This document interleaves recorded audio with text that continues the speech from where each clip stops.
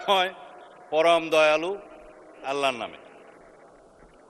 বিরোধী দল এটা চায়, এটা কিন্তু ৭২-এর সংবিধানে ছিল না মাননীয় স্পিকার। আমরা এটা চাই। শহীদ রাষ্ট্রপতি জিয়াউর রহমান এইটা সংবিধানে গ্রহণ করেছিলেন।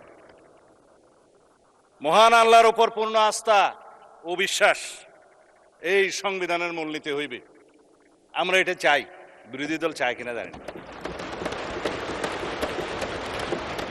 এটা পঞ্চম সংশোধনের মাধ্যমে শহীদ রাষ্ট্রপতি জিয়াউর রহমান সংবিধানের মূলনীতি এবং আর্টিকেল 8-এ রাষ্ট্র পরিচালনার মূলনীতিতে গ্রহণ করেছিলেন। এই দুই জায়গা থেকেই পঞ্চদশ সংশোধনের মাধ্যমে বিগত ফ্যাসিস্ট সরকার নির্মূল করে দিয়েছে। আমরা এটা পুনর্বহাল চাই। এগুলো ঐকমত্য কমিশনের এই গঠিত জুলাই সনদে থাকতে পারত। কোনো রাজনৈতিক দলের আপত্তি ছিল, তারা রাখেন। এই জন্যেই আমি আমার পরের বক্তব্য বলবো, এখানে আসছি বিরোধী দল সংস্কার চায়, সংবিধানের সংশোধনী চায় না। পুনর্লিখিত সংবিধান কেউ চেয়েছিল, যারা বিদেশ থেকে আমদানি হয়েছিল বিভিন্ন সংস্কার প্রস্তাব সহকারে। আমরা বলেছিলাম rewriting of constitution, new constitution, গণপরিষদ, এগুলো একই কথা। যে সংবিধান আমরা যা কিছুই সংশোধনী চাই, গ্রহণ করতে চাই, সেটা আমরা সংশোধনীতে আনি। তাল দপ করিয়া পড়িল নাকি পড়িয়া দপ করিল, এক কথাই তো মাননীয় স্পিকার। সংশোধনীতে আমরা চাই। এখন প্রস্তাবনার মধ্যে অনেকে প্রস্তাব করেছিলেন সংবিধানের প্রস্তাবনায় যে ৭১ এবং ২৪-কে বরাবর করে আমরা প্রস্তাবনায় নিয়ে আসি। মাননীয় স্পিকার, বাংলাদেশের জনগণের এদেশের সর্বশ্রেষ্ঠ অর্জন হচ্ছে বাংলাদেশের স্বাধীনতা। ৭১-এর সাথে আর কোনো কিছুর তুলনা চলে না। আমরা ২৪-এর জুলাই জাতীয় সনদ এবং জুলাই ঘোষণাপত্রের এসেন্সকে আমরা সংবিধানে ধারণ করার জন্য অঙ্গীকার করেছি, করব। চতুর্থ তফসিলে আসবে সেই কথা। জুলাই ঘোষণাপত্র আমরা বলেছি, জুলাই জাতীয় সনদও বলেছি। অঙ্গীকার নামায় দেখেন আপনি, শেষের পৃষ্ঠায় আছে, এই জুলাই জাতীয় সনদের অঙ্গীকার নামার মধ্যে আছে। যাই হোক, এখন ৭১ এবং ৭২-এর সংবিধান কেন ভালো লাগে না আমরা বুঝি তো মাননীয় স্পিকার।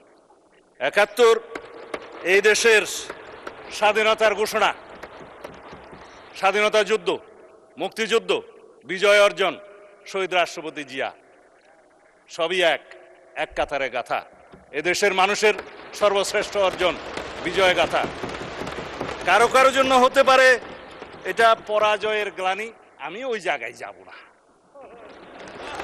৭২-এর সংবিধান কেন ভালো লাগে না মাননীয় স্পিকার?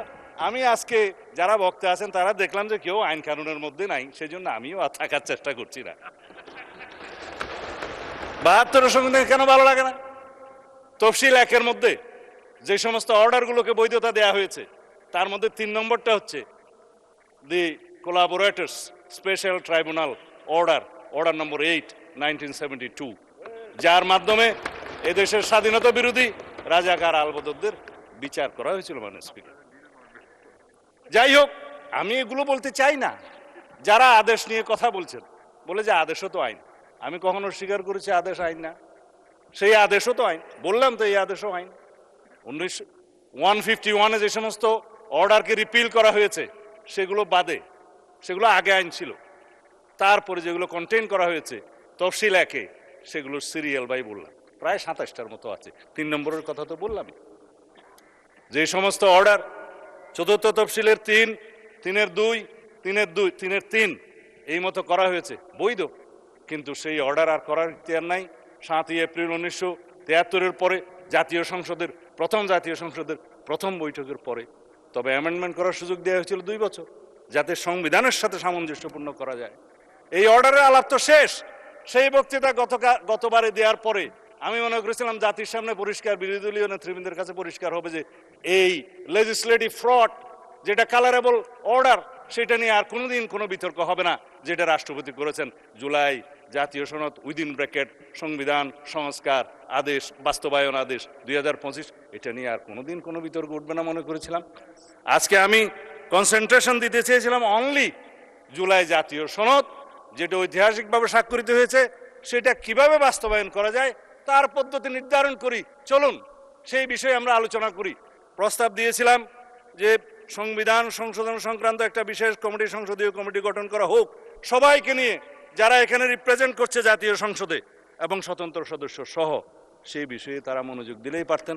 আজকে অবশ্য মাননীয় বিরোধী দলীয় নেতার আমি মনোযোগ দিয়েই শুনেছি ওনার কথা। তাতে উনি বলেছেন সরকারি দল বিরোধী দল মিলেমিশে এক কাজ করব, রাস্তা খুঁজে বের করুন সংবিধান সংশোধন এবং আইন প্রণয়নের জন্য। ওয়েলকাম জানাই, স্বাগতম। জুলাই জাতীয় সনদ বাস্তবায়ন চায় তারা প্রত্যেকে বলেছেন। অর্ডারের কথা নিয়ে বলে যে গণভোট অর্ডার, এটার কি হবে সেটাও আলোচনা করব আমরা, যদি সংবিধান সংশোধনী কমিটি বিশেষ কমিটি গঠন করা হয় সেখানে। চলুন এখানে মিলেমিশে আমরা আলোচনা করে বের করি। সংস্কার, সংবিধান হয় না মাননীয় স্পিকার, সংবিধান হয় রহিত হয়, স্থগিত হয়, সংশোধন হয়, বাতিল হয়, ইত্যাদি হয়। সংবিধান তো সংস্কার হয় না মাননীয় স্পিকার। সংশোধনকে আমরা সংস্কার মনে করে যদি একসাথে বসতে পারি ভালো। যাই হোক, মাননীয় বিরোধী দলের নেতা বলেছেন সংবিধান পরিবর্তন চেয়েছেন, আপনি রেকর্ড দেখতে পারবেন। তো সংবিধান পরিবর্তন তো সংশোধনের মাধ্যমে হতে পারে। আসুন, তিনি বলেছেন জুলাই জাতীয় সনদ এটা গণ অভ্যুত্থানের কলিজা। ধন্যবাদ মাননীয় স্পিকার ওনাকে, আপনার মাধ্যমে। গণ অভ্যুত্থান বলেছেন, কেউ কেউ তো বিপ্লব বলতে বলতে ফেনা তুলে ফেলে। গণ অভ্যুত্থান, জুলাই ছাত্র গণ অভ্যুত্থান, এটা স্বীকৃত জুলাই জাতীয় সনদের সমস্ত জায়গায় লেখা আছে। এখানে বিপ্লব কোথাও লেখা নেই। আর যে ওনারা আদেশের কথা বলছেন ওখানেও তাই, ওখানে কোনো বিপ্লবের নামগন্ধ নাই। কিন্তু আমরা জিজ্ঞেস করব, আমরা কি ছাত্র গণ অভ্যুত্থানের অভিপ্রায়কে সম্মান করতে চাই? আসুন, এখানে সবাই অভিপ্রায়ের কথা বলে, যে অভিপ্রায়ের দোহাই দেওয়া হচ্ছে। আমি সংবিধানের প্রস্তাবনার কথা বলবো।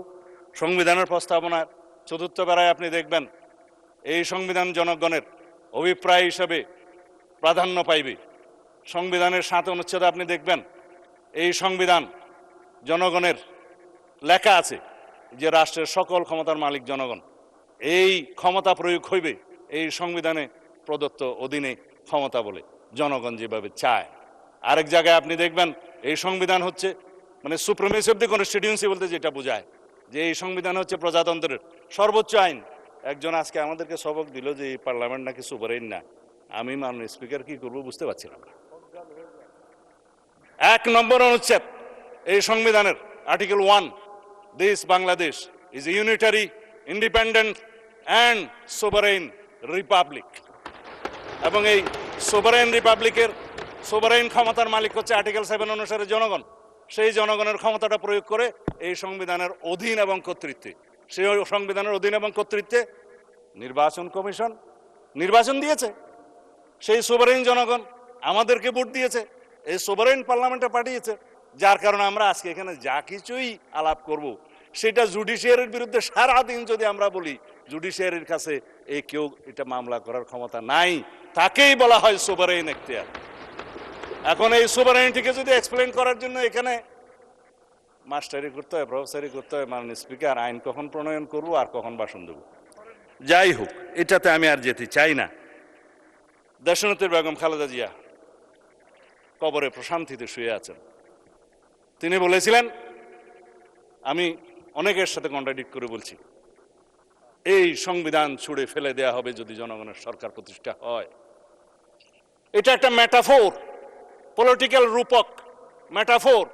যখন বলেছিলেন যে পঞ্চদশ সংশোধনের মাধ্যমে যখন তত্ত্বাবধায়ক সরকার পদ্ধতি উড়িয়ে দেয়া হলো, তখন তিনি বললেন এই পঞ্চদশ সংশোধনী মানি না, রাষ্ট্রের মধ্যে অস্থিতিশীলতার অবস্থা করা হলো। হ্যাঁ, আমি ওইটাতেই আসছি। ওনারা ডকুমেন্ট দেখাচ্ছেন আমাদের মহাসচিব, উনি বলেছিলেন এই সংবিধানের পঞ্চদশ সংশোধনীকেই উদ্দেশ্য করে যে এই সংশোধনী ছুড়ে ফেলে দেয়া হবে। মানে ছুড়ে ফেলে তো দিয়েছি।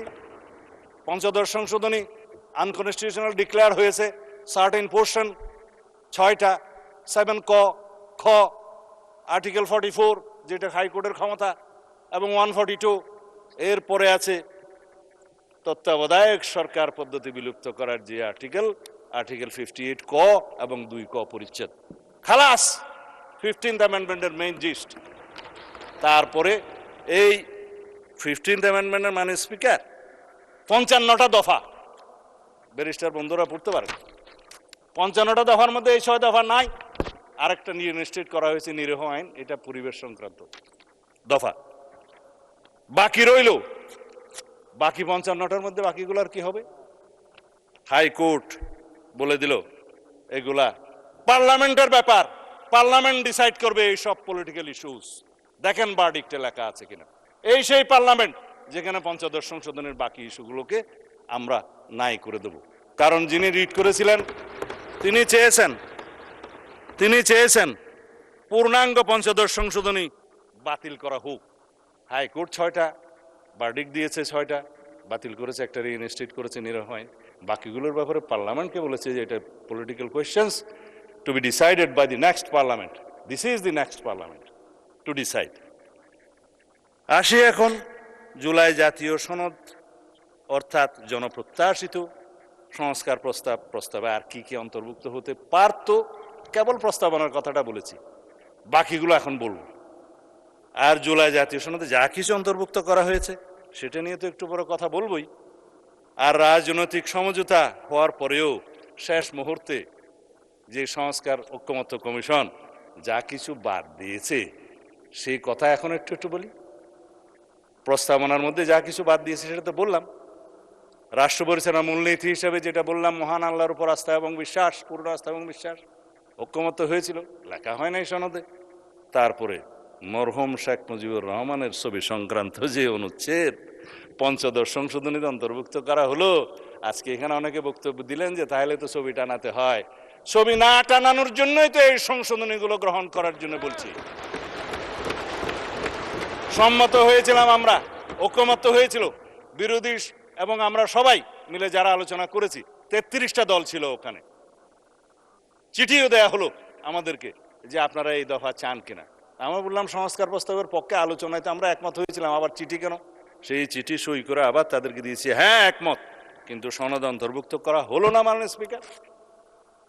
আর একটা সম্মত হয়েছিলাম তফসিল, পঞ্চদশ সংশোধনের মাধ্যমে সংবিধানে 3টা তফসিল সংযুক্ত করা হয়েছে, পঞ্চম, ষষ্ঠ এবং সপ্তম। যে এইখানে একজন ভদ্রলোক নাকি স্বাধীনতার ঘোষণা দিয়েছিলেন বলে এখানে একটা দেয়া হলো, আমি নাম নিতে চাই না। হলো তফসিল, বলা হলো একজন 7ই মার্চের ভাষণ দিয়েছে, সংবিধানে অন্তর্ভুক্ত করা হলো। রচনা, লিটারেচার আর্কাইভে থাকতে পারত, সংবিধানে নিয়ে আসলো। তারপর ওই স্বাধীনতার ঘোষণা দিয়েছে বলে স্বাধীনতার ঘোষণাপত্রের পঞ্চম অথবা ষষ্ঠ প্যারাতে বলেছিলেন যে মরহুম শেখ মুজিবুর রহমান, ওখানে মরহুম লেখা নাই, যে যথাযথভাবে ঢাকায় স্বাধীনতার ঘোষণা করেছেন। ইতিহাস কি তা বলে? বলে না। সারা বিশ্ব স্বীকৃত যেটা শহীদ রাষ্ট্রপতি জিয়াউর রহমান 26 তারিখে অর্থাৎ 25 তারিখের দিনগত রাতের 26 তারিখের প্রথম প্রহরে যেটা উই রিভোল্ট বলে স্বাধীনতার ঘোষণা দিয়েছিলেন। তারপরে 27 তারিখ, সেই জন্যই বাংলাদেশের স্বাধীনতা দিবস 26 তারিখ। তারপরে 27 তারিখে তিনি কালুরঘাট বেতার কেন্দ্র থেকে provisional head of the state হিসেবে এই বাংলাদেশের স্বাধীনতা ঘোষণা করেন। এরপরে সংশোধিতভাবে on behalf of the national leader Sheikh Mujibur Rahman স্বাধীনতার পক্ষে ঘোষণা করেন। এটা ইতিহাস, আমরা অস্বীকার করি না। কিন্তু 26 তারিখে স্বাধীনতার ঘোষণাপত্রে তিনি ঘোষণা দিয়েছেন বলে যেটা লেখা হলো, অস্বীকার করি না মাননীয় স্পিকার, কারণ এটা একটা ন্যাশনাল আর্কাইভের দলিল। কিন্তু জিনিসটাকে এস্টাবলিশ করার জন্য আর একটা যে তফসিল ঘোষণা করে তথাকথিত একটা তফসিলের নামে যে লেখা হলো যিনি এত তারিখে ঘোষণা দিয়েছেন বা তার মধ্যে, সেটা তো কোনো গবেষণায় আসে না। সেই জন্য 5, 6 এবং 7 এই 3টা তফসিল বিলুপ্তির জন্য এই ঐকমত্য কমিশনের প্রস্তাব, সংবিধান সংস্কার কমিশনের প্রস্তাব ছিল। আর না হলে এখানে সবাই সাক্ষী দিতে পারেন, আমরা একমত হয়েছিলাম। কিন্তু যেদিন স্বাক্ষর করব সেদিন দেখা গেল নাই একটা তফসিল, 7ম তফসিলটা নাই। জুলাই ঘোষণাপত্রের সনদে সবাই স্বাক্ষর করেছে মাননীয় স্পিকার, এখানে যারা যারা রিপ্রেজেন্ট করছে। তবে এনসিপি নির্বাচনের পরে করেছে, বাকিরা আগে করেছে, স্বাক্ষর তো করেছেন। সেই স্বাক্ষরিত জুলাই জাতীয় সনদে অবশ্যই নোট অফ ডিসেন্টগুলো দেখে শুনেই করেছেন। সুতরাং এখানে এগুলো নিয়ে অস্বীকার করার তো কিছু নাই। এখন নোট অফ ডিসেন্টের ভাষা কি হবে সেটা নিয়েই তো হয়েছে। এই যে আমাদের ইশতেহার, একটা ইশতেহারের কপি আনছিলাম এখানে, ইশতেহারের মধ্যে বলা আছে যে যারা নির্বাচনী ইশতেহারে সেই সমস্ত নোট অফ ডিসেন্ট উল্লেখ করে জনগণের ম্যান্ডেট প্রাপ্ত হবে তারা সেই মতে বাস্তবায়ন করিতে পারিবে। এই ইশতেহার বিএনপি নির্বাচনী ইশতেহার আমরা করেছি, স্বাক্ষরিত জুলাই জাতীয় সনদের ভিত্তিতে নির্ধারিত হইবে। সুতরাং জনগণ এখানে 51% ভোট দিয়েছে। আমরা তো বলেছি উচ্চ কক্ষের বিষয়ে, আমি এখন বলবো না মানে স্পিকার, উচ্চ কক্ষের বিষয়ে আমরা এখানে বলেও দিছি 100 সদস্য বিশিষ্ট উচ্চ কক্ষ প্রবর্তন করা হইবে। রাজনৈতিক দলসমূহ নিম্ন কক্ষের অর্জিত আসন সংখ্যার আনুপাতিক হারে উচ্চ কক্ষে প্রতিনিধিত্ব করিবে। এই সেই আমরা তো ম্যান্ডেট পেয়েছি, এটা কনস্টিটিউশনাল ভোট। তারপরে আসে গণভোটের রায়, কেন মানবে না? অবশ্যই মানবে। গণভোটের ভোটটা তো একটা কালারেবল লেজিসলেশন, একটা যে লেজিসলেশনকে বলা হয় ফ্রড অন দি কনস্টিটিউশন, যে লেজিসলেশন করার ক্ষমতা প্রেসিডেন্টের ছিল না, সেটা পই পই করে বলেছি, সেটার উপরে গণভোট হয়েছে। তারপরও 4টার মধ্যে 3.5 কান প্রশ্নের মধ্যে আসি তো, যেটা আমাদেরকে জাতীয় প্রতারণার দলিল হিসেবে জোরপূর্বক এখানে ইম্পোজ করা হয়েছে, আমাদের উপর আরোপ করা হয়েছে, শুধু সেইটুকু প্রশ্নের কথা বলেছিলাম। আমি বলেছিলাম সেই জুলাই আদেশটা, একটাকে আমি নাম দিচ্ছি জুলাই আদেশ, আর এটা হচ্ছে জুলাই সনদ। এই জুলাই আদেশের যে এতগুলো পৃষ্ঠা আছে, আমি বলেছিলাম যে আমার পড়তে লেগেছিল 3 ঘন্টা, জনগণ কয় ঘন্টা পরে এটার উপরে হা না ভোট দিয়েছে জানা নাই। 4টা প্রশ্ন দিল, আইনমন্ত্রীটি কি বলেছেন, 4টা প্রশ্নের একটা তফসিলে গিয়ে দেখা যায় সেখানে কোনো প্রপোর্শনের কথা বলা নাই, দফা 17। তার মানে এটি এনে দেওয়ার পর। সুতরাং এই গুজামেল দিয়ে একটা জনগণকে গণভোট দিতে বাধ্য করছে, আমরা তো মানবো। আসুন সেই আলাপগুলো আমরা সংবিধান সংশোধন কমিটিতে এসে করি, কোনটা কি করা যাবে। আপনারা সংস্কার বলছেন, আমরা বলছি সংশোধন। ঠিক আছে, আপনারা মনে মনে খুশি থাকলে অসুবিধা নেই সংস্কার নিয়ে, কিন্তু সংবিধান তো অ্যামেন্ডেড হবে, সংশোধিত হবে, এই সংসদেই হবে, এই জাতীয় সংসদেই হবে। অবশ্য যারা বিদেশ থেকে এসেছিলেন সংস্কার কমিশনে, তারা একটা আইডিয়া নিয়ে এসেছিলেন মাননীয় স্পিকার, সেটা হচ্ছে ন্যাশনাল কনস্টিটিউশনাল কাউন্সিল, এনসিসি, জাতীয় সাংবিধানিক কাউন্সিল। যে ক্ষমতা তাকে দেয়া হয়েছিল, দেশে আর এক্সিকিউটিভ ব্রাঞ্চের দরকার ছিল না, প্রধানমন্ত্রীর কোনো ক্ষমতা নাই, সব সেই কাউন্সিলই করবে। আমরা অতঃপর বিতর্ক করে সেটা বের করে দিলাম। তারপরে বলল যে সাংবিধানিক যে সমস্ত নিয়োগ হবে সেখানে আলাপ করেন। আমরা বললাম নির্বাচন কমিশনের গঠন প্রণালী সম্পর্কে আমরা একমত, সাংবিধানিকভাবে সংবিধানে আনবে বিরোধী দল, সরকারি দল, মাননীয় স্পিকারের নেতৃত্বে, এবং একটা নিউট্রাল কমিটি করে সেটা করা হবে, আমাদেরই প্রস্তাব। এগুলো বাদে বলছি বাকি যে সমস্ত অর্গানাইজেশনের কথা বলছেন সংস্থা সাংবিধানিক, এগুলো আইন প্রণয়নের মাধ্যমে করা হোক, আমরা দ্বিমত করি নাই। তারা আপার হাউসের মধ্যে সংবিধান সংশোধনে নিয়ে যেতে চায়। আমরা বললাম আপার হাউস পৃথিবীর যে সমস্ত দেশে, উন্নত দেশে আছে, যেমন United states of America, senate, সেখানে 50টা অঙ্গরাজ্যে তাদের স্টেটের মধ্যে সরাসরি ভোটে সিনেটর নিযুক্ত হয়, তাদের ক্ষমতা থাকে, সাংবিধানিক ক্ষমতা থাকে, কমিটির ক্ষমতা থাকে, লেজিসলেশনের ক্ষমতা থাকে। আমরা পার্শ্ববর্তী দেশ ইন্ডিয়ার কথা জানি, কাউন্সিল অফ স্টেটস, ইন্ডিয়ান কনস্টিটিউশনের আর্টিকেল 80, তারা বলছে যে it is council of states, যেটা রাজ্যসভা নামে পরিচিত, তারা সরাসরি ভোটে নির্বাচিত নন, তাদের লেজিসলেশনের ক্ষমতা ইনডাইরেক্টলি দেয়া হয়, লোয়ার হাউসের মধ্যে আসে, আপার হাউস থেকে প্রস্তাব আসে। কিন্তু লোয়ার হাউসে যারা ডাইরেক্টলি নির্বাচিত, তাদেরই ক্ষমতা হচ্ছে চূড়ান্ত। মানে স্পিকার, একটা অনির্বাচিত বডি যেখানে জনগণ সরাসরি তাদের সার্বভৌম ক্ষমতা দেয়নি, সেখানে সার্বভৌম পার্লামেন্টের ক্ষমতাকে খর্ব করে আপনি সংবিধানের যেটা চূড়ান্ত আইন, রাষ্ট্রের সর্বোচ্চ আইন, সেটা সংশোধন করতে দিবেন, এটা ন্যায্য নয়। আমরা একমত হইনি। সেই প্রশ্নটাও গণভোটের মধ্যে কেন দিতে হলো? যাই হোক, এখন আমি সেই আলাপে যাব না। আমি শুধু অনেক কথাই এখানে বলে ফেলেছি। জনগণের অভিপ্রায়ের চূড়ান্ত অভিব্যক্তি রূপে সংবিধান হচ্ছে চূড়ান্ত আইন। সবাই অভিপ্রায়ের কথা বলেন, জুলাই গণ অভ্যুত্থানের, ছাত্র গণ অভ্যুত্থানের অভিপ্রায়ের কথা বলেন। আসুন সেই অভিপ্রায় হিসাবে জনগণের সেই অভিপ্রায়কে চূড়ান্ত রূপ দিতে গেলে সংবিধানে আগে আনতে হবে, তারপরেই প্রথমবারের মতো যখন অভিপ্রায়কে সংবিধানে আনা হলো তখন সেটা 4th of November 1972 সংবিধান হিসেবে পরিণত হলো এবং সেটা অভিপ্রায়ের অভিব্যক্তি হিসাবে মানে প্রকাশ হিসাবে গৃহীত হলো। This is called constitution. এখন আমরা এই অভিপ্রায়কে জুলাই ছাত্র গণ অভ্যুত্থানের অভিপ্রায়কে আমরা ধারণ করি, কনস্টিটিউশনে নিয়ে আসি, অভিপ্রায়কে মূল্যায়ন করি, অভিব্যক্ত করি, প্রকাশিত করি, তখন সেই অভিপ্রায়ের মূল্যায়ন হবে। আদারওয়াইজ এই অভিপ্রায় তো রাস্তায় মিছিল দিতে পারবেন, কিন্তু অভিপ্রায়কে সংবিধানে ধারণ করার জন্য এই পার্লামেন্টে আসতে হবে, অ্যামেন্ডমেন্ট নিয়ে আসতে হবে। সেই অভিপ্রায়গুলোকে আমরা ধারণ করব। আমরা সম্মান করি জুলাই ছাত্র গণ অভ্যুত্থানের আবেগকে, আমরা সম্মান করি তাদের আকাঙ্ক্ষাকে, শহীদের স্বপ্নকে। সে অভিপ্রায়কে আমরা ধারণ করার জন্য তো সংবিধান সংশোধন করতে চাই মাননীয় স্পিকার। যাই হোক, এখন যারা শহীদ রাষ্ট্রপতি জিয়াউর রহমানের ৫ম সংশোধনী কথা বললেন, 2 লাইন না বললে রেকর্ডে থেকে যাবে, সেই জন্যই বলি। ৫ম সংশোধনী যেভাবে উড়িয়ে দেওয়া হয়েছে, একইভাবে ত্রয়োদশ সংশোধনী তত্ত্বাবধায়ক সরকার বিল উড়িয়ে দেওয়া হয়েছিল। আমি বলি ইনজাস্টিস খায়রুল হক, সরি, এটা unconstitutional word, I would draw. এই জাস্টিস খায়রুল হক ত্রয়োদশ সংশোধনী উড়িয়ে দিলেন এবং কিছু অবজারভেশন দিলেন যে পার্লামেন্ট মে কনসিডার বলে, শ্যাল বলতে পারে না, যেহেতু judiciary cannot dictate the sovereign parliament. এইখানে again sovereignty of the parliament প্রমাণিত। জুডিশিয়ারির হাত এখানেই সীমাবদ্ধ যে এই সুভারেইন লেজিসলেচারকে, পার্লামেন্টকে ডিকটেট করতে পারে না, সাজেস্ট করতে পারে।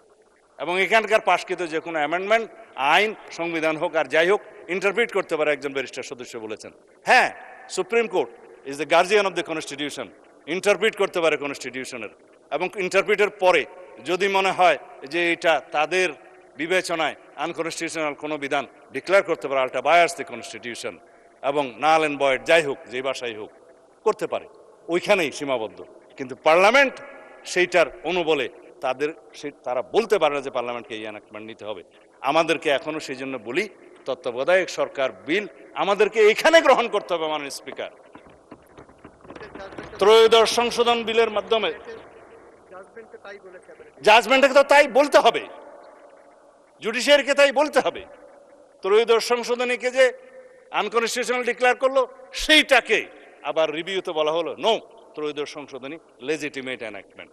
কিন্তু সেটা যেহেতু এটাকে বলা হয়, এটা doctrine of eclipse, doctrine of eclipse অনুসারে সেটা রিইনস্টেট হয়েছে, চন্দ্রগ্রহণ চলে গিয়েছে। কিন্তু তারপরেও এই পার্লামেন্টকে তত্ত্বাবধায়ক সরকার পদ্ধতির বিল আবার আনতে হবে, সংশোধনীর মাধ্যমে নিয়ে আসতে হবে। আমরা তত্ত্বাবধায়ক সরকার পদ্ধতি বহাল করার জন্য দীর্ঘ 17 বছর সংগ্রাম করেছি, রক্ত দিয়েছি। এই তত্ত্বাবধায়ক সরকার ব্যবস্থা পুনর্বহালের জন্য দেশনেত্রী বেগম খালেদা জিয়া শেষ মুহূর্ত পর্যন্ত জীবনের চেষ্টা করেছেন। তিনি শান্তিতে শুয়ে আছেন, কারণ ত্রয়োদশ সংশোধনী বহাল হয়েছে মাননীয় স্পিকার। আর পঞ্চদশ সংশোধনী, যেটা ফ্যাসিস্ট শেখ হাসিনা এখানে অগণতান্ত্রিক সংশোধনী করেছিল, সেটা বাতিল হয়েছে মাননীয় স্পিকার। পূর্ণাঙ্গ বাতিল হয়নি, আপিল হয়েছে আপিলের ডিভিশনে। হাইকোর্ট যেটুকু বাতিল করেছে, বাকিগুলো ওখানে করবে। কিন্তু আমি বলি কি মাননীয় স্পিকার, সেইটার আর প্রয়োজন নাই। এই পার্লামেন্ট যথেষ্ট পঞ্চদশ সংশোধনীর 55 দফার সকল বিধান এখানে আমরা বিলুপ্ত করে দিতে পারবো যদি আমরা সবাই এগ্রিড হই। জুডিশিয়ারির প্রয়োজন নেই, এখানেই হচ্ছে সুভারেনিটি অফ দি পার্লামেন্ট। আমি এখনো আপনার ইয়ের মধ্যে আসি নাই মাননীয় স্পিকার, কি বলে জুলাই সনদে আসি নাই। সময় কতক্ষণ আছে আমি বিষয় জানি না। এখানে জুলাই সনদের মধ্যেই এখন দফাওয়ারি আলোচনা করতে চেয়েছিলাম। সবাই তো রাজনৈতিক বক্তব্য দিয়েছে, সেই জন্য আমিও একটু অনুপ্রাণিত হয়ে পয়লা রাজনৈতিক বক্তব্য দিয়ে দিলাম মাননীয় স্পিকার। কথা তো বলার কথা, দফা অনুসারে জুলাই জাতীয় সনদের যেটা প্রণয়নের সাথে আমি দীর্ঘদিন জড়িত ছিলাম, কাজ করেছি, সেইটার মধ্যে কিভাবে এরা ড্রাস্টিক মানে সার্জিক্যাল কি যেন ড্রাস্টিক সার্জারি করেছে সেটাও দেখতে হবে। আমি সার্জিক্যাল অপারেশন করেছি সেটা দেখতে হবে। আমরা 33টা রাজনৈতিক দল এই আলোচনায় অংশগ্রহণ করেছিলাম। তার মধ্যে পার্লামেন্টে যারা এসছে তাদের সংখ্যা 8টা। ইসলামী আন্দোলন বাংলাদেশ, খেলাফত মজলিস, গণ অধিকার পরিষদ, গণসংহতি আন্দোলন, এনসিপি, বাংলাদেশ খেলাফত মজলিস, বিএনপি এবং জামাত ইসলামী। এখানে সিরিয়াল নাম্বার দেয়া আছে, আমি নোট করে রেখেছি কার সিরিয়াল নাম্বার কত। তবে আমাদেরটা 21, জামাত ইসলামেরটা 22। যে সমস্ত নোট অফ ডিসেন্ট দিয়েছে আপনি 21-22 দেখলে দেখবেন আর এনসিপিটা হচ্ছে আপনার 14। এইভাবে সিরিয়াল সবগুলো বলতে গেলে সময় লাগবে। কিন্তু এখন আমি দফাওয়ারি যদি যাই, মাননীয় স্পিকার, কথা অনেকগুলো বলে ফেলেছি, জবাবও অনেকগুলো দিয়ে দিয়েছি, সংক্ষিপ্ত আলোচনাই করতে পারবো, অসুবিধা নাই। দফা 3-এর মধ্যে এইখানে প্রথম দফাতে ঐক্যমত উপনীত হওয়া বিষয়সমূহ সংবিধান সংশোধন সাপেক্ষে বলা আছে, আইনমন্ত্রী বলেছে 47টা দফা আছে ওর মধ্যে, আরও দফা থাকতে পারত যেগুলো তারা ঐক্যমত হওয়ার পরেও ইনক্লুড না করে একটা ষড়যন্ত্র করেছে আমি বলবো। কিন্তু আর যেগুলো ঐক্যমত হয় নাই সেরকমও কোনো কোনো বিষয় বাদ দিয়েছে, যেমন তফসিল। এখন বলেছে সংবিধান সংশোধন সংক্রান্ত দফা 3, যে দফাগুলো নিয়ে শুধু আলোচনা করা দরকার, সংক্ষিপ্ত আলোচনা শুধু ওখানেই করব, বাকি দফাগুলো ছেড়ে দেবো মাননীয় স্পিকার। এখানে সংবিধান সংশোধনের বিষয়টা উচ্চ কক্ষে নিয়ে যাওয়ার বিষয়টা হয়েছে, সেটা আমি ইতিমধ্যেই বলে দিয়েছি, আমি আর রিপিট করব না সময় বাঁচানোর জন্য, যে উচ্চ কক্ষে সংবিধান সংশোধনী বিল যেতে পারে না। কেন পারে না তাও বলেছে। দফা 4 সংবিধানের 7 ক এবং খ আমরা বিলুপ্তির পক্ষে, এখনো বিলুপ্তির পক্ষে। এখানে অবশ্য 3টা দল নোট অফ ডিসেন্ট দিয়েছে, আমরা না, সেটা কারা কারা দিয়েছে জানি না, তবে মেন দলের মধ্যে না, তারা পার্লামেন্টে আসে নাই বলে তাদের নাম আমি উল্লেখ করছি না। এই 7 খ এবং খ কি? ফ্যাসিস্ট আওয়ামী লীগ সরকার, ফেসিবাদী আওয়ামী লীগ সরকার বলেছিল এই সংবিধানের বিরুদ্ধে কিছু কিছু কথা বললে, যা যা বললে মৃত্যুদণ্ড হবে এবং সর্বোচ্চ সাজা দেওয়া হবে ইত্যাদি, রাষ্ট্রদ্রোহিতা হবে। তারপরে বলেছিল দফা খতে, আমি বিস্তারিত বলছি না, এটা অনেক আইনের ভাষা, বলেছে এই সংবিধানের 1/3 প্রস্তাবনা সহ, আর্টিকেল 8 সহ এবং জরুরি বিধান বাদে বাকি সংবিধানের 1/3 এবং তফসিল সমূহ 5-6-7 পরিবর্তন করতে পারবে না নেক্সট পার্লামেন্ট। পরবর্তী পার্লামেন্টের হাত পা আমরা বেঁধে দিতে পারি না এই পার্লামেন্টে কোনো আইন প্রয়োগ করে, সেটা পৃথিবীর বিধানে নাই। সুতরাং কনস্টিটিউশনের এই সমস্ত 2টা 7A and B হাইকোর্টে এই 5ম সংশোধনের বিরুদ্ধে যে রিট মামলা হয়েছে, সেখানে এটাকে নাল অ্যান্ড ভয়েড বা আনকনস্টিটিউশনাল বা আল্ট্রা ভায়োলেন্স কনস্টিটিউশন বলা হলো, এবং বলা হলো নন অ্যাস্ট, অ্যাজ ইফ এটা ছিলই না সংবিধানে। গেল, এর বিরুদ্ধে কথা আর বলবো না। সংবিধানের তফসিল সংক্রান্ত একই সাথে বলে ফেলেছি দফা 5। দফা 7 রাষ্ট্র পরিচালনার মূলনীতি, এখানে তো আমি বলেছি রাষ্ট্র পরিচালনার মূলনীতি হিসেবে সর্বশক্তিমান আল্লাহর উপরে, মহান আল্লাহর উপরে পূর্ণ আস্থা এবং বিশ্বাস, যেটা আওয়ামী লীগ উড়িয়ে দিয়েছে 5ম সংশোধনীতে, সেটা আমরা পুনর্বহাল করবো মাননীয় স্পিকার, এটাই আমাদের ঘোষণা।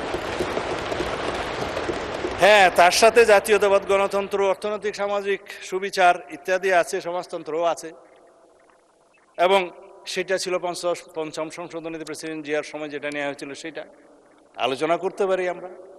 তারপরে সংস্কার কমিশনে একটা প্রস্তাব তারা দিয়েছিল যে সাম্য, মানবিক মর্যাদা এবং ধর্মীয় স্বাধীনতা ও সম্প্রতি উল্লেখ করা যায় কিনা। আমরা বললাম যে খুব যায়, এখানে সাম্য, মানবিক মর্যাদা এবং ধর্মীয় স্বাধীনতা ও সম্প্রীতি, এটা একটা নিরীহ প্রস্তাব এবং ভালো প্রস্তাব, আমরা এটা গ্রহণ করতে পারি মাননীয় স্পিকার। রাষ্ট্র পরিচালনার, রাষ্ট্রপতির ক্ষেত্রে রাষ্ট্রপতি নির্বাচনে আমরাই বলেছি যে উচ্চ কক্ষ গঠিত হলে উচ্চ কক্ষ এবং নিম্ন কক্ষ উভয় কক্ষের সংখ্যাগরিষ্ঠ ভোটে নিরপেক্ষভাবে রাষ্ট্রপতি নির্বাচন হবে, আমাদের প্রস্তাব, আমরা এগুলো গ্রহণ করতে পারি। এবং রাষ্ট্রপতির ক্ষমতা ও দায়িত্বের মধ্যে আমরা চেক অ্যান্ড ব্যালেন্স করতে পারি, সেটা আমাদের প্রস্তাব। এটা দফা 11। হ্যাঁ, দফা 14 নিয়ে কথা বলতে চেয়েছিলাম মাননীয় স্পিকার। আমি ধন্যবাদ জানাই আজকের সংসদ নেতা মাননীয় প্রধানমন্ত্রী জনাব তারেক রহমানকে। তিনি সরাসরি নির্দেশনা দিয়েছিলেন প্রধানমন্ত্রীর মেয়াদ 10 বছরের বেশি হতে পারবে না। যদিও গভর্নমেন্ট ইন ওয়েটিং হিসাবে তিনি জানতেন বাংলাদেশের জনগণ দেশনেত্রী বেগম খালেদা জিয়া তখন জীবিত, হয় তাকে অথবা কোনো কিছু হলে তারও বর্তমানে আমাদের নেতা জনাব তারেক রহমানকে প্রধানমন্ত্রী এই দেশের মানুষ বানাবেন। জেনে শুনেও তিনি বলেছেন নো, 10 বছরের বেশি কোনো প্রধানমন্ত্রীর মেয়াদ হতে পারবে না, যত মেয়াদেই হোক, যতবারই হোক সংবিধান সংশোধন করেন। আমি প্রস্তাব দিয়েছিলাম ঐক্যমত্য কমিশনে, সবাই রাজি হয়েছে, কোনো নোট অফ ডিসেন্ট নাই। কেননা আমরা চাই না ব্যক্তিতান্ত্রিক স্বৈরতান্ত্রিকতা, দলতান্ত্রিক স্বৈরতান্ত্রিকতা, এখন আয়কতান্ত্রিক রাষ্ট্র ব্যবস্থা বা একদলীয় রাষ্ট্র ব্যবস্থার এবং পার্লামেন্টারি স্বৈরাচারের কোনোদিন আর উৎপাত না হোক, উৎপত্তি না হোক, এখানেই শেষ। সেটাকে আপনারা প্রশংসা করবেন না, আমি মনে করছিলাম বিরোধী দল থেকে হাততালি পাবো। একবার তো দিবেন, টেবিল চাপড়াই দেন।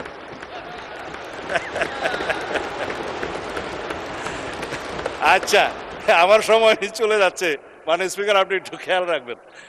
প্রধানমন্ত্রী একই সাথে লিডার অফ দি হাউস হতে পারবেন কি পারবেন না প্রশ্ন উঠছে, দলীয় প্রধান হতে পারবে কি পারবে না প্রশ্ন উঠছে।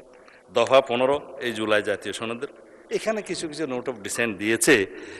তো এখানে আমার মনে হয় আমরা যেটা দিয়েছি যে প্রধানমন্ত্রী ট্রেডিশন মাফিক, এটা decorative, leader of the house, এটা কোনো মন্ত্রিত্ব না, হাউসকে লিড করতে হয়, ডিসিশন দিতে হয়, সেটা থাকতে পারে। জামাত ইসলামের বন্ধুরা বলছিলেন হ্যাঁ এটা বোধহয় থাকা যায়, তবে দলীয় প্রধান বোধহয়, আমরা বললাম যে দলীয় প্রধান থাকলে পৃথিবীর বিভিন্ন দেশে ডেমোক্রেটিক প্র্যাকটিস, শুধুমাত্র দলীয় প্রধান হওয়ার কারণে কি তার প্রধানমন্ত্রিত্ব হওয়াটা হরণ করা যায়? সেটা তার ডেমোক্রেটিক রাইট। সুতরাং আমরা বলেছি দলীয় প্রধান প্রধানমন্ত্রী হবেন কি হবেন না সেইটা তার রাইট, তার ডেমোক্রেসির উপর, গণতান্ত্রিক অধিকারের উপর হস্তক্ষেপ করা যাবে না। সুতরাং আমরা নোট অফ ডিসেন্ট দিয়েছি। আশা করি আপনারা হাততালি না দিলেও মোটামুটি সম্মত থাকবেন। যাই হোক, তারপরে তত্ত্বাবধায়ক সরকার ব্যবস্থার মধ্যে 21টা দফা আছে, মানে স্পিকার দফা নম্বর 16।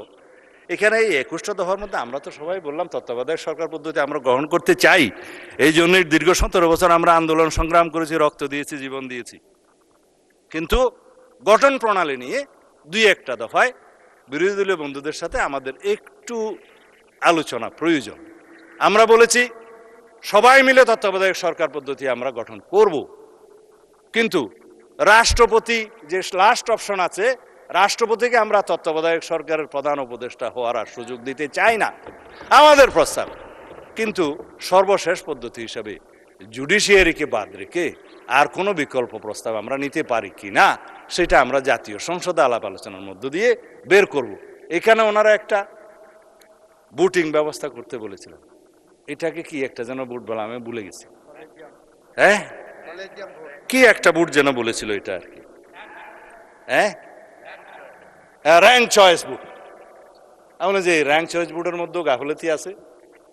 সুতরাং আমরা জাতীয় সংসদে এই বিষয়টা আলোচনা করি, একটা বিষয় আমরা বের করতে পারবো, সেই জন্য নোট অফ ডিসেন্ট দেওয়া হয়েছে। তত্ত্বাবধায়ক নিয়ে কোনো কারো দ্বিমত নাই। যাই হোক, মানে স্পিকার, এরপরে আসলো দ্বিকক্ষ বিশিষ্ট আসন সৃজন। এটা তো বললাম দ্বিকক্ষে 100 সদস্য, আমরা সবাই রাজি, এবং দ্বিকক্ষের এখতিয়ার নিয়ে, গঠন প্রণালী নিয়ে কিছু একটু বিরোধ আছে, সেটা আমরা এখানে আজকে বড় প্রশ্ন হিসেবে দেখছি যে দ্বিকক্ষের ক্ষমতা, একটু আগে আমি আলোচনা করেছি, সংবিধান সংশোধনী ওখানে যাবে না, বাট আইন প্রণয়নের একটা পর্যায়ে এখান থেকে আইন ওখানে যাবে, তারা আলোচনা করবে, 1 মাস সময়ের ভিতরে হয় সিদ্ধান্ত দিবে, সুপারিশ করবে, অথবা ফেরত দিবে, সেই পর্যন্ত আমরা একমত। কিন্তু সংবিধান সংশোধনের বিষয়ে আমরা উচ্চকক্ষের এখতিয়ার রাখতে চাই না। আর কোন পদ্ধতি গঠন প্রণালী হবে, ওনারা বললেন প্রপোর্শনেট, আমরা বললাম আমাদের নোট অফ ডিসেন্ট আছে, আমরা জনগণের ম্যান্ডেট পেয়েছি, আসনের অনুপাতে যা হবে তাই আমরা পাবো, এখানেই হচ্ছে দ্বিমত। আসন আলোচনা করি। তারপরে আসলো মাননীয় স্পিকার নারী সদস্যের বিষয়ে। আমরা বললাম যে আসুন 50টা নারী সদস্যের আসন রিজার্ভ রাখি, মোট সদস্য আমরা 100তে উন্নীত করবো, ক্রমান্বয়ে 10% করে আমরা বাড়াই, না প্রথম সংসদে, এই সংসদে 10% আমরা অ্যামেন্ডমেন্ট নিয়ে আসি, পরে 5% করে করে বাড়বে। কিন্তু ওনারা সম্মত হলেন, কিন্তু একজনকেও নমিনেশন দিলেন না মাননীয় স্পিকার এইবার 5%। যাই হোক, আমি এটা শিকায়ত করতে চাই না, ভবিষ্যতে দিবেন আর কি, এইবার হয়তো অফিস।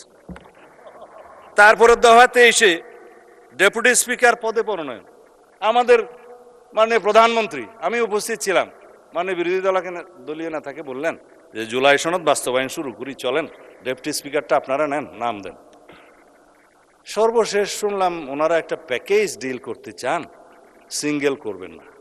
তা এখন তো ট্রেন চলে গেছে মাননীয় স্পিকার, আমরা তো দিতে চেয়েছিলাম আগের থেকে অ্যাকশন। এখন আসুন সংবিধান সংশোধন করার পরে আমরা ডেপুটি স্পিকারের 2টা পদ সৃজন করলে একটা আপনারা পাবেন, আপার হাউসেও পাবেন, লোয়ার হাউসেও পাবেন, সংশোধন না করলে কোত্থেকে পাবেন। তবে স্থায়ী কমিটির সভাপতি হিসাবে 4টা সংসদীয় কমিটি, গুরুত্বপূর্ণ কমিটি সহ অন্যান্য কমিটিগুলোতে সভাপতি বিরোধী দলীয় সদস্যদের থেকে হবে, আসনের অনুপাতে যা পান। এখন মাশাআল্লাহ আপনারা তো 68টা পেয়েছেন, আরও মিলে হয়তো 77টা হয়েছে, ভালোই পাবেন। আসেন আমরা এটা সংসদে আলোচনা করে ঠিক করি, এগুলাই তো আমরা নিতে চেয়েছি। এবং 70 দফা 70 অনুচ্ছেদ জাতীয় সংসদের, এইটা নিয়ে আমাদের মাননীয় সংসদ সদস্যগণ খুবই উৎফুল্ল।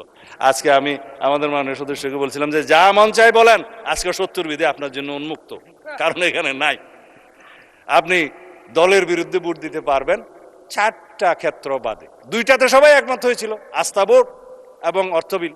আমরা বলেছিলাম না, এর বাইরে আর 2টা থাকা দরকার, সংবিধান সংশোধনী বিল এবং যুদ্ধ পরিস্থিতি সংক্রান্ত যে জরুরি অবস্থা হবে সেই সময় যেন দলের বিরুদ্ধে ভোট না দিতে পারে। জাতীয় নিরাপত্তার প্রশ্নটা জড়িত, উইদিন ব্র্যাকেট যুদ্ধ পরিস্থিতি, এই 2টা রাখেন। আমরা নোট অফ ডিসেন্ট দিয়েছি, আমরা জনগণের ম্যান্ডেট পেয়েছি, সেই হিসাবে যাব। বাকি সব বিষয়ে মাননীয় সংসদ সদস্যগণ, under the sun anything you can discuss here. কোন দল আপনার বিরুদ্ধে, সরকারি দল কোনো ব্যবস্থা নিতে পারবে না, বিরোধী দল ব্যবস্থা নিতে পারবে না। সংসদ সদস্য বল বহাল থাকবে, এই সংসদ এলাইভ হবে। যাই হোক, এরপরে বাকি যে সমস্ত বিষয় আছে নির্বাচনী ব্যবস্থা বিষয়ে, এটা আমরা তো বললাম যে আমরা একটা স্বাধীন নির্বাচন কমিশন গঠন করব, সবাই মিলে আলাপ আলোচনা করে। এখানে স্পিকার সভাপতি থাকবে, প্রধানমন্ত্রী, বিরোধী দলীয় নেতা এবং আরেকজন সদস্য থাকবে সেকেন্ড বিরোধী দল না জুডিশিয়ারির একজন, আমার ঠিক মনে নাই। সবাই মিলে থাকবে, এখানে কোনো সরকারি দলেরও প্রাধান্য থাকবে না, বিরোধী দলেরও প্রাধান্য থাকবে না। এমন একটা নির্বাচন কমিশন আমরা গঠন করব যে নির্বাচন কমিশনকে নির্বাচনকালীন সময়ে কেউ আর প্রভাব বিস্তার করতে পারবে না। আমাদেরই প্রস্তাব ছিল এই যেগুলা বলে সাংবিধানিক সংস্থাসমূহে নিয়োগের ক্ষেত্রে যে এনসিসি করার কথা ছিল, আমরা যে এনসিসি লাগবে না, আসুন এটা এখানেই আনি। তারপরে অন্যান্য সাংবিধানিক কিছু প্রতিষ্ঠানের বিষয়ে কথা বলা হয়েছে। আমরা বললাম যে এটা আমরা স্ট্রং আইন করি, শক্তিশালী আইন প্রণয়নের মধ্য দিয়ে সেগুলো আমরা ব্যবস্থা নেব। বিচার বিভাগের কথা মাননীয় স্পিকার কি বলবো, এখন বিচার বিভাগের কথা বললে তো অসম্ভব ব্যাপার। প্রধান বিচারপতি নিয়োগের ক্ষেত্রে আমরা বলেছিলাম একটা অপশন থাকুক, যাতে আর কোনোদিন আগের মতো যে আমাদের এক্সপিরিয়েন্স হয়েছে যে কি যেন এটা শপথবদ্ধ রাজনীতিবিদদেরকে আমাদের আর যেন দেখতে না হয়। আমরা সেই জন্য বলেছি প্রধান বিচারপতি হবে অ্যাপিলেট ডিভিশন থেকে নিযুক্ত। আগে সংবিধানে এটা ওপেন ছিল, কোত্থেকে নিযুক্ত হবে সেটা নির্ধারিত ছিল না। আমরা বলছি আপিল বিভাগের বিচারকদের মধ্য থেকে নিতে হবে। আর 2টা অপশন থাকতে হবে, জ্যেষ্ঠতম 2 জনের মধ্য থেকে প্রধান বিচারপতিকে নিয়োগ করতে হবে। এগুলো খুব সামান্য বিষয়, আমরা ডিসকাস করে এখানে একমত হতে পারি, যেটা জুলাই জাতীয় সনদে ছিল। এখন অন্যান্য বিষয়ের মধ্যে যে সমস্ত গুরুত্বপূর্ণ বিষয়, তা হলো আসুন বিচার বিভাগের স্বাধীনতা নিয়ে কথা বলি। আজকে বিচার বিভাগের স্বাধীনতা দেখেন, আজকেও একটা পত্রিকায় এসছে, মাননীয় স্পিকার আমি এখানে হয়তো দেখালে উকুটা ভুল হবে না, কার্যকরের আগেই সিন্ডিকেটের কবলে সুপ্রিম কোর্ট সচিবালয়। আমরা বলেছিলাম আর্টিকেল 116 অনুসারে আপনি সংবিধান যেটা আনকনস্টিটিউশনাল ঘোষণা করেছে, যে ইন কনসালটেশন অফ দি প্রেসিডেন্টের যেটা ক্ষমতা, in consultation of the chief justice, সেটা ওই পোর্শনটা আনকনস্টিটিউশনাল ঘোষণা করেছে মানি। কিন্তু আপনি সুপ্রিম কোর্টের সচিবালয় অধ্যাদেশটা করলেন, কারোর সাথেই আলাপ আলোচনা করলেন না। সংবিধানের অনুচ্ছেদ অনুসারে এখানে যদি আমরা আলাপ আলোচনা করে একটা আইন প্রণয়ন করে শক্তিশালী, সেটাই কি ভালো হতো না? এটাকে আমরা সংবিধানেই রাখতে হবে। আর বলা হলো যে সুপ্রিম কোর্ট না হাইকোর্ট জাজেস অ্যাপয়েন্টমেন্ট অর্ডিন্যান্স নিজেই আর্টিকেল 95 এবং 98 ভায়োলেশন করে বসে আছে। কাউন্সিল এবং আর কি যেন করেছে, কিভাবে তারা ইন্টারভিউ নেবে, কাকে কাকে নিয়োগ করবে, বয়সসীমা কোথায় হবে, যেগুলো আছে সংবিধানের সেই আর্টিকেলগুলোকে যদি আপনি চেঞ্জ না করেন, অ্যামেন্ডেড না করেন, জুডিশিয়ারিকে সেটা ভায়োলেট করতে পারে।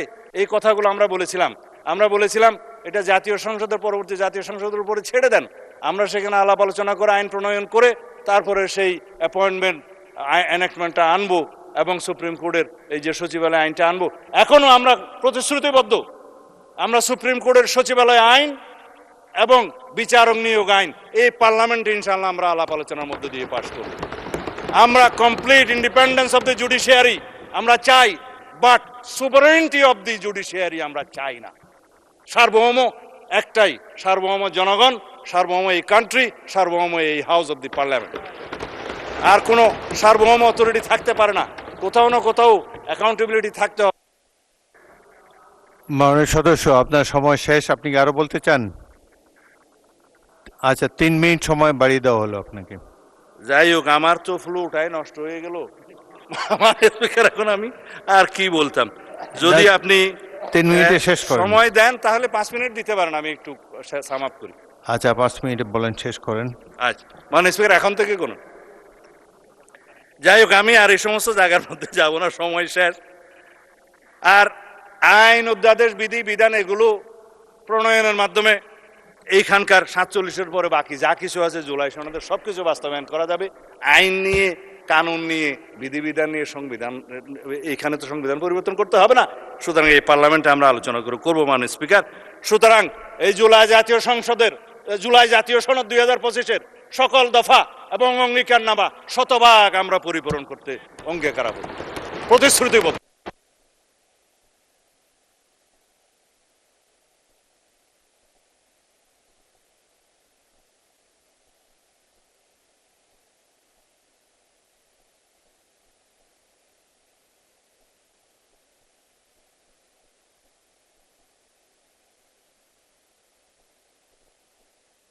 চলে গেছে, টোটাল চলে গেছে। মাইকে পুরো হাউসের মাইক নাই মানে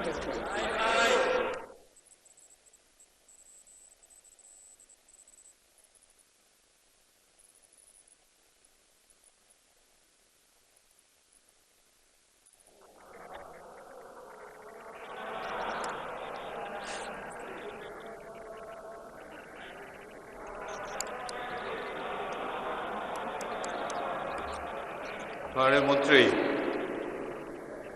আমার মাইকও বিভ্রাটের শিকার। আপনি তো মোটামুটি বলেছেন। এখন রাত 9:30 বাজে। আপনার কি কোনো কথা বাকি আছে এখন? আমার তো মনে হয় you have covered all the points.